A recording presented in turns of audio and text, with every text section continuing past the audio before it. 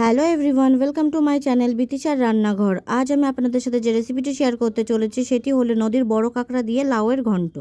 তার জন্য প্রথমে নদীর কাঁকড়াগুলোকে ভালোভাবে কেটে পরিষ্কার করে নিয়েছি।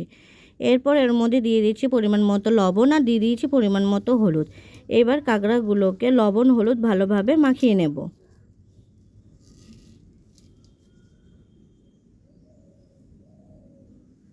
লবণ হলুদ মাখিয়ে এটিকে রেখে দেব। এরপর কড়াইতে অল্প পরিমাণ জল দিয়ে তার মধ্যে লবণ হলুদ মাখানো কাঁকড়াগুলোকে দিয়ে দেব। এরপর এটিকে সিদ্ধ করতে রেখে দেব।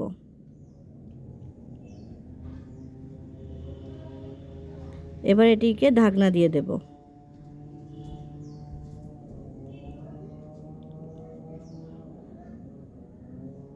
কাঁকড়াটা সিদ্ধ হয়ে গেছে, এবার এটিকে অন্য পাত্রে নামিয়ে রেখে দেব।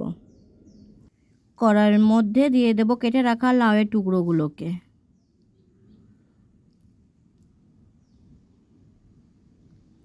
এরপর এর মধ্যে দিয়ে দেব কেটে রাখা আলুর টুকরোগুলোকে।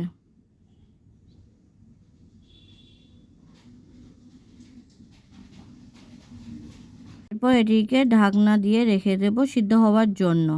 কিছু সময় পরে ঢাকনা খুলে দেখে নেব যে তলায় লেগে গেছে কিনা। এরপর এটিকে আরও কিছুক্ষণের জন্য ফুটতে রেখে দেব।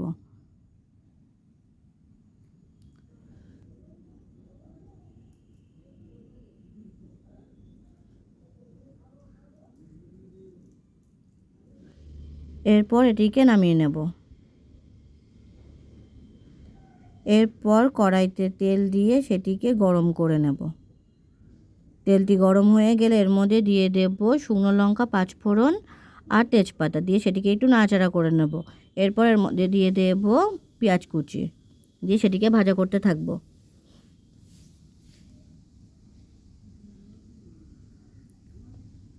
পেঁয়াজটি একটু ভাজা ভাজা হয়ে আসলে এর মধ্যে দিয়ে দেব লঙ্কা কুচি দিয়ে সেটিকেও ভাজা করতে থাকব।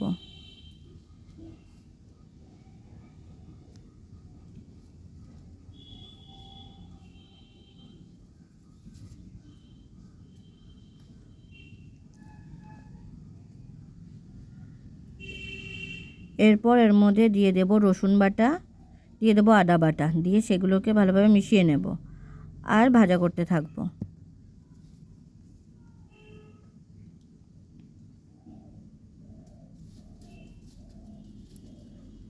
এরপর এর মধ্যে দিয়ে দেব অল্প পরিমাণে লবণ আর দিয়ে দেবো পরিমাণ মতো হলুদ দিয়ে সেগুলোকে ভালোভাবে মিশিয়ে নেব আর ভাজা করতে থাকব। এরপর এর মধ্যে দিয়ে দেব সিদ্ধ করে রাখা কাঁকড়াগুলোকে।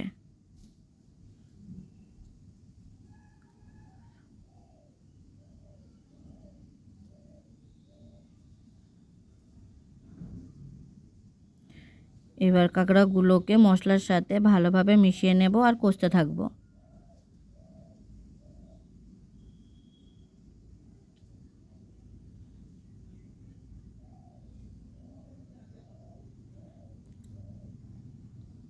কাঁকড়াটি কষা হয়ে গেলে এর মধ্যে দিয়ে দেব সিদ্ধ করে রাখা লাউগুলোকে দিয়ে সেগুলোকে ভালোভাবে মিশিয়ে নেব আর কষতে থাকব।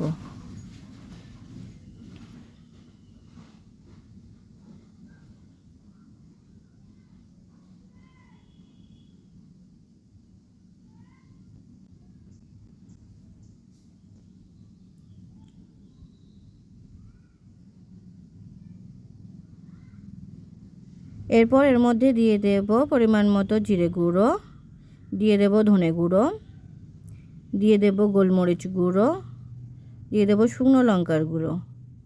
দেওয়ার পরে এগুলোকে ভালোভাবে মিশিয়ে নেব আর কষতে থাকব।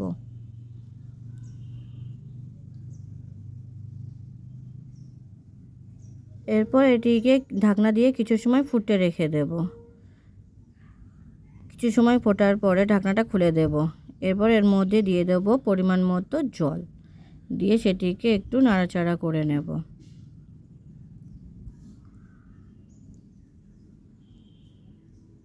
এবার এটিকে আরও কিছুক্ষণের জন্যে ঢেকে রেখে ফুটতে দেব। ঝোলটা ভালোভাবে ফুটে উঠেছে।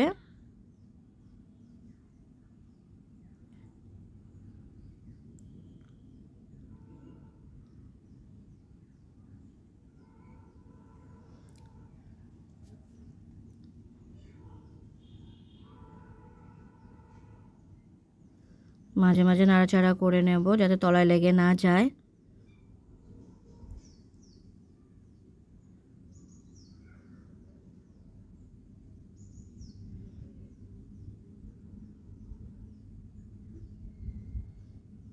ঝোলটা প্রায় হয়ে এসেছে। এরপর এর মধ্যে দিয়ে দেব গরম মশলার গুঁড়ো, দিয়ে সেটিকে ভালোভাবে মিশিয়ে নেব।